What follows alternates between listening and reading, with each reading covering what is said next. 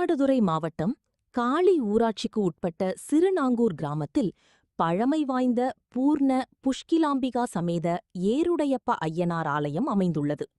அப்பகுதி கிராம காவல் தெய்வமாகவும் பல்வேறு குடும்பங்களின் குலதெய்வமாகவும் விளங்கும் இந்த ஆலயத்தின் மகா கும்பாபிஷேகம் இன்று நடைபெற்றது.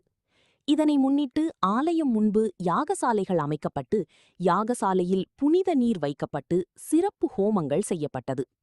இன்று காலை 2வது யாகசாலை பூஜைகள் நிறைவடைந்த நிலையில் மகா பூர்ணகுதி நடைபெற்றது. தொடர்ந்து யாகசாலையில் வைத்து பூஜிக்கப்பட்ட புனித நீர் மங்கள வாத்தியங்கள் முழங்க ஊர்வலமாக எடுத்து வரப்பட்டு கோபுர கலசங்களுக்கு ஊற்றி கும்பாபிஷேகம் நடைபெற்றது. தொடர்ந்து மூலவர் ஐயனாருக்கு மகாபிஷேகம் செய்யப்பட்டது. நிகழ்ச்சியில் ஏராளமான பக்தர்கள் பங்கேற்று சுவாமி தரிசனம் செய்தனர்.